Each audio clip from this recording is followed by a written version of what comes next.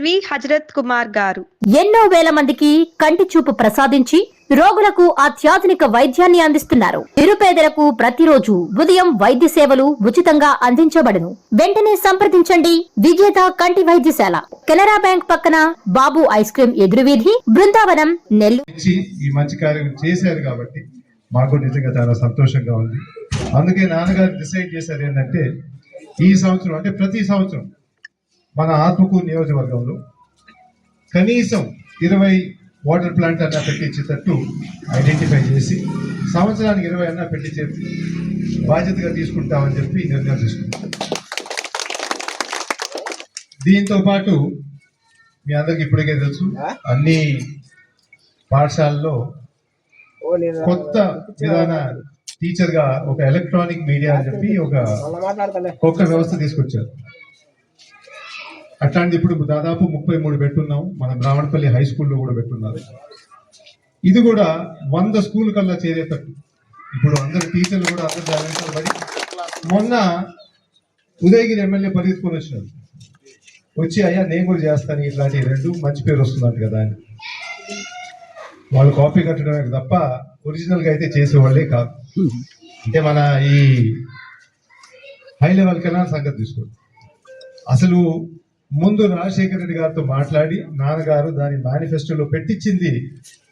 మన నాన్నగారు అప్పుడు ఎంపీగా ఉన్నాం. అయిపోయిన తర్వాత ఆయన చనిపోయిన తర్వాత దాన్ని అటు మార్చేసి మళ్ళీ ఆయన పేరు మాత్రం ఆయన పెట్టుకున్నారు. ఆనం హై లెవెల్ కెనాల్ అని చెప్పేసి ఏదో పెట్టుకున్నారు. సరే వదిలేద్దాం, దాని పనంగా చేపిస్తారా? అప్పుడు ఫస్ట్లోనే ల్యాండ్ ఎక్విజిషన్ చెప్పి మేము చాలా గ్రామాలు చూసాం. మొన్న కూడా నాయుడుపల్లి పోయినప్పుడు అన్ని రికార్డులు తారుమారు చేస్తున్నారు. ఆ ప్రాజెక్ట్ ఈరోజు ఆగిపోయింది. ఎందుకంటే వాళ్ళు చేసిన రికార్డులన్నీ తారుమారు చేశారు కాబట్టి ఈరోజు కూడా ల్యాండ్ ఎక్విజిషన్ అనేది ఎవరికి ఏ డబ్బులు ఇవ్వాలని కూడా ల్యాండ్ ఎక్విజిషన్ వల్ల అంటే భూమి తీసుకునే దాంట్లో ప్రభుత్వంకి చాలా కష్టంగా ఉంది కాబట్టి ఈరోజు ఆ ప్రాజెక్ట్ ఆగిపోయింది.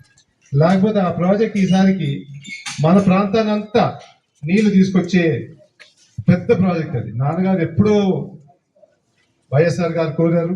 దాని తర్వాత ఒక మీటింగ్ లో కూడా నాకు తెలిసి గౌతమ్ కూడా గుర్తు చేశారు, అయ్యా మన ప్రాంతానికి జరగాల్సింది ఒకటి.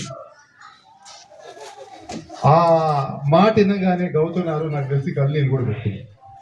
తప్పకుండా ఈ ప్రాజెక్ట్ పూర్తి చేస్తామని.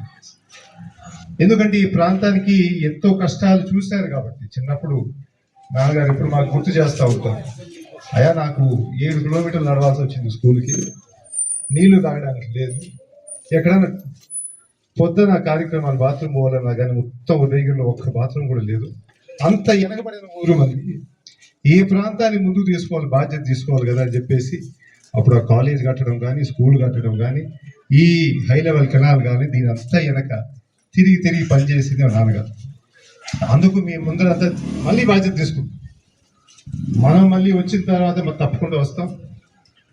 జగన్మోహన్ రెడ్డి గారికి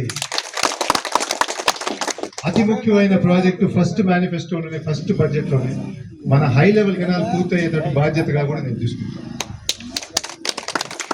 అంటే మన ప్రాంతం బాగుపడాలంటే ఇది ఒకటే మనకి.